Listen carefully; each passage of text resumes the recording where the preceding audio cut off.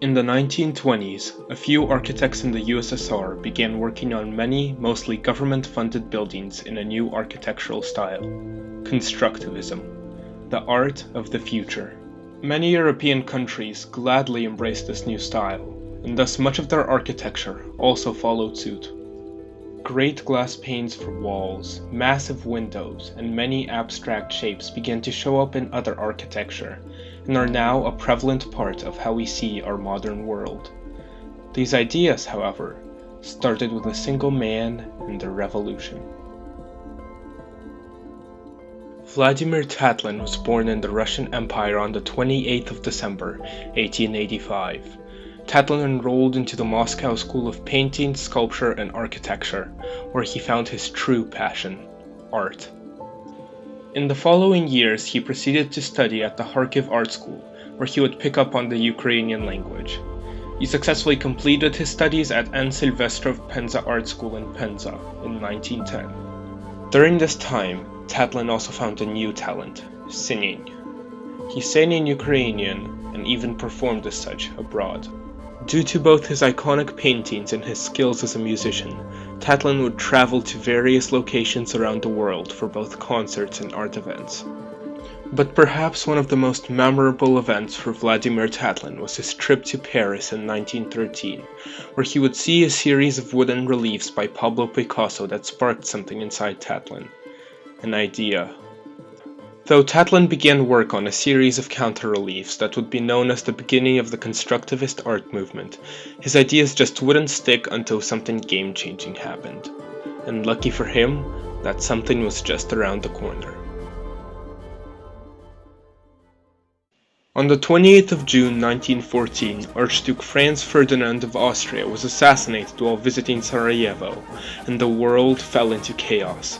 World War I grew every day, and the Russian Empire was one of the first to join the fray.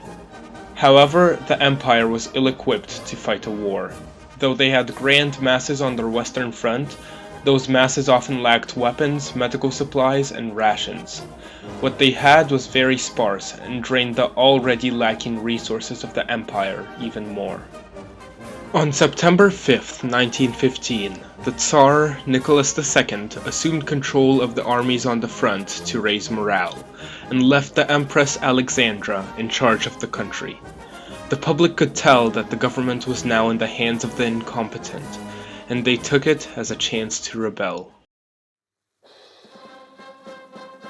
On March 8, 1917, the Russian Revolution began as a mass strike of the workers in Petrograd, but it grew each day into a more violent, powerful force that inspired many to join the movement.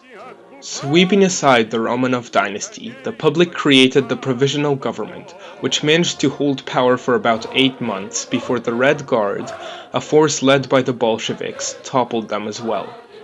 The Bolsheviks were a group of communist leaders, led by Lenin, that set up a new government centralized in Moscow, and after an extensive civil war that went on for another 3 years, the beginnings of the USSR were in motion.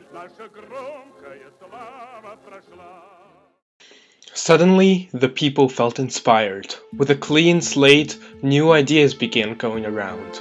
Talk of a better future, where everyone would be equal. A future that would inspire others on a global level to do the same. But how does one begin to show how the hardships that come with the system will mean a bright future? This concerned a man by the name of Alexander Bogdanov, who worked very closely with the Bolsheviks like Lenin, and this man thought he knew the answer.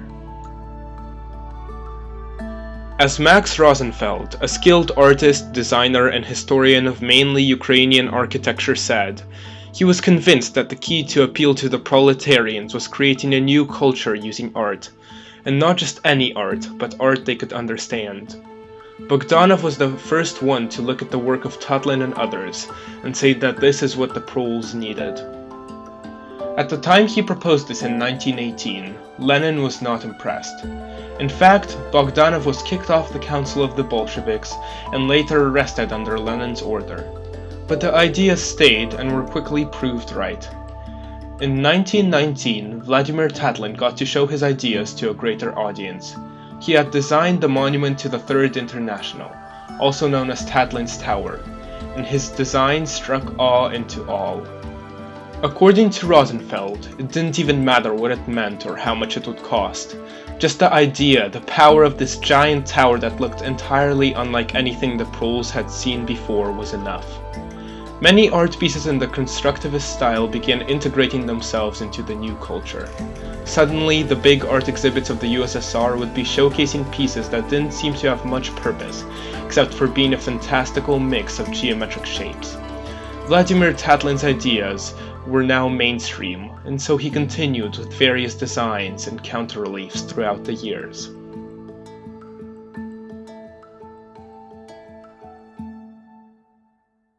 But simply designs were not enough.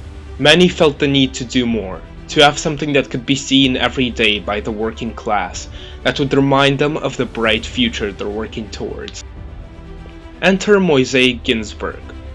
Born in Minsk into an architect's family, he graduated from the Riga Polytechnical Institute in 1917, and immediately began work on making designs like Tatlin's a reality.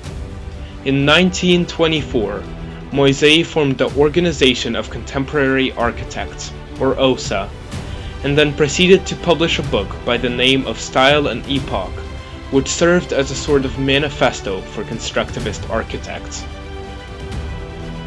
OSA focused on creating the kind of buildings that would be seen most by the working class: communal apartments, universities, clubs, and others of this kind.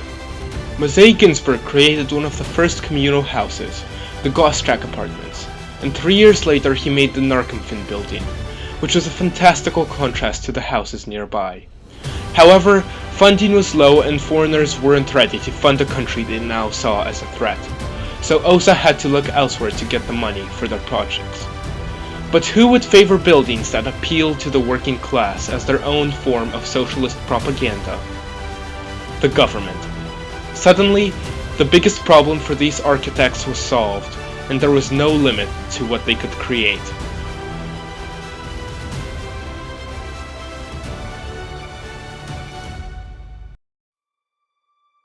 The first of these government-funded buildings began construction in 1925 in Kharkiv, and it thrived.